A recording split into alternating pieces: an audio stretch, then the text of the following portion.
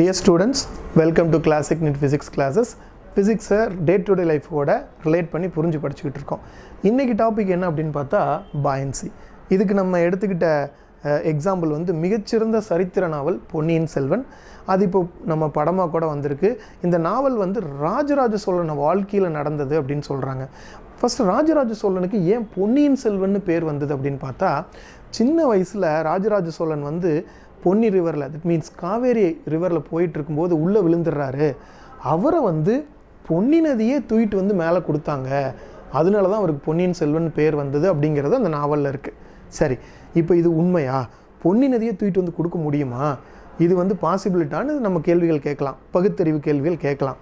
But இதுக்கு possibility இருக்கா இல்லையான்னு பார்க்கலாம். இப்போது ஒரு பெரிய கப்பல், இந்த கப்பல் தண்ணியில் முதந்துக்கிட்டு இருக்குது.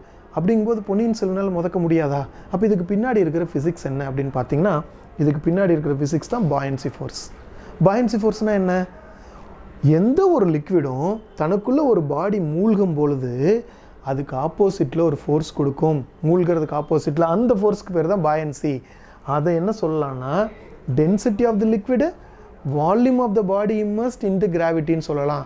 அப்போ ஒன்று, அந்த ரிவரோட டென்சிட்டி, ரிவர் வாட்டரோட டென்சிட்டி அதிகமாச்சுனாலும் அது மேலே நம்மளை தூக்கிட்டு வரும். நம்ம போட்டிருக்கிற நம்மளோட வால்யூம் வந்து இம்மர்ஸ்ட் பண்ணுற வால்யூம் இருந்தாலும் பாயன்சி ஃபோர்ஸ் அதிகமாகும். அப்போ இது ரெண்டு பாசிபிலிட்டி இருக்குது. எப்படின்னா, டென்சிட்டி அதிகமாகுது. அதுக்கு ஒரு எக்ஸாம்பிள் பார்த்திங்கன்னா, நம்ம லிவிங் எக்ஸாம்பிள் டெட்சி. டெட்சியில் பீப்புள் வந்து மிதக்கிறாங்க.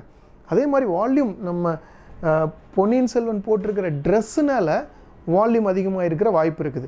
அது எப்படி பார்த்தாலும் ரெண்டுமே ரிவரோட ப்ராப்பர்ட்டி தான். அப்போ ரிவர் தான் வந்து பொன்னியின் செல்வனை மேலே கொண்டு வந்திருக்குது. நம்ம ரிவர் தான். அப்போ இந்த இடத்துல பொன்னியின் செல்வனை காப்பாற்றினது பொன்னி நதி தான் அப்படின்னு நம்ம சயின்ஸை வச்சே கன்க்ளூட் பண்ணலாம். அதனால பொன்னி நதி தான் பொன்னியின் செல்வனை காப்பாற்றிருக்கு. ஓகேவா? சரி, இப்போது இந்த பாயன்சி ஃபோர்ஸை யார் கண்டுபிடிச்சான்னா, ஆர்க்கிமிடிஸ் அப்படிங்கிற சயின்டிஸ்ட் கண்டுபிடிச்சார். அந்த யுரேக்கான்னு தண்ணி தொட்டியிலேருந்து எழுந்து ஓடியாந்தார் இல்லையா, அவர் தான் கண்டுபிடிச்சார். அப்போது பொன்னி நதி வந்து நம்ம பொன்னியின் செல்வனை காப்பாற்றின மாதிரி நம்மளை நீட் எக்ஸாமில் காப்பாற்ற போகிறது பாயன்சி ஃபோர்ஸ். அதுக்கு density of the liquid, volume of the body immersed, g இந்த ஃபார்முலா வச்சு இதில் வர ப்ராப்ளம் தான் சால்வ் பண்ணலாம். ஒன்றும் பெரிய விஷயம் இல்லை. நல்லா பண்ணுங்கள். Wish you all the best. Thank you very much.